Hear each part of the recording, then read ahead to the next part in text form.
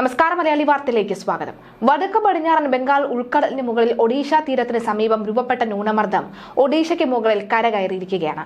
കേരളത്തിൽ അടുത്ത 2 ദിവസം കൂടി അതിശക്തമായ മഴ നിലനിൽക്കുമെന്നാണ് കേന്ദ്ര കാലാവസ്ഥാ വകുപ്പ് അറിയിച്ചിരിക്കുന്നത്.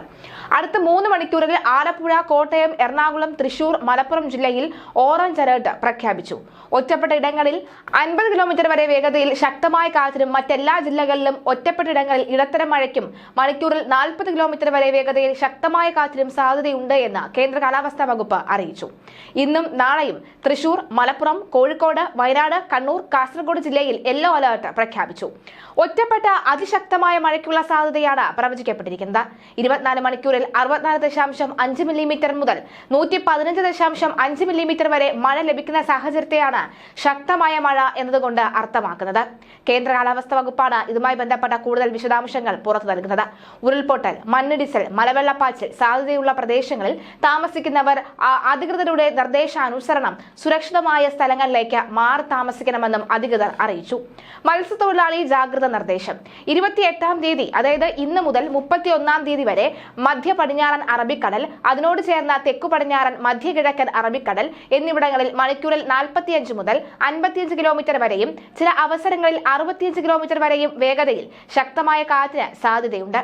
28-ാം തീയതി, അതായത് ഇന്ന് തെക്കു പടിഞ്ഞാറൻ ബംഗാൾ ഉൾക്കടൽ, അതിനോട് ചേർന്ന തെക്ക് കിഴക്കൻ ബംഗാൾ ഉൾക്കടൽ എന്നിവിടങ്ങളിൽ മണിക്കൂറിൽ 40 കിലോമീറ്റർ വരെ വേഗതയിൽ 50 കിലോമീറ്റർ വരെയും ചില അവസരങ്ങളിൽ 60 കിലോമീറ്റർ വരെയും വേഗതയിൽ ശക്തമായ കാറ്റിനും മോശം കാലാവസ്ഥയ്ക്കും സാധ്യതയുണ്ട്.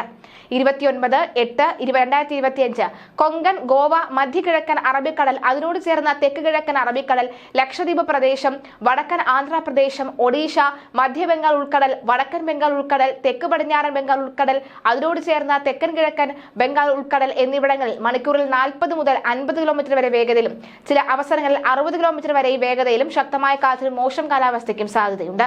വടക്ക് പടിഞ്ഞാറൻ ബംഗാൾ ഉൾക്കടലിന് മുകളിൽ ഒഡീഷ തീരത്തിന് സമീപം രൂപപ്പെട്ട ന്യൂനമർദ്ദം ഒഡീഷയ്ക്ക് മുകളിൽ കരകയറി. കേരളത്തിൽ അടുത്ത 2 ദിവസം കൂടി നിലവിലെ മഴ തുടരുമെന്ന് കേന്ദ്ര കാലാവസ്ഥാ വകുപ്പ് അറിയിച്ചു.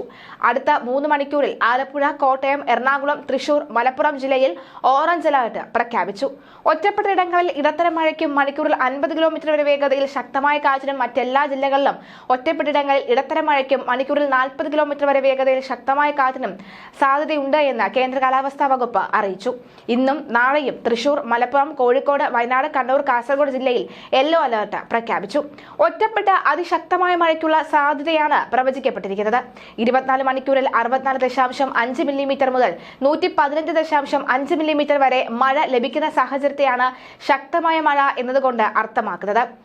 കേന്ദ്ര കാലാവസ്ഥാ വകുപ്പാണ് ഇതുമായി ബന്ധപ്പെട്ട എല്ലാ നിർദ്ദേശങ്ങളും പുറത്തുവിടുന്നത്.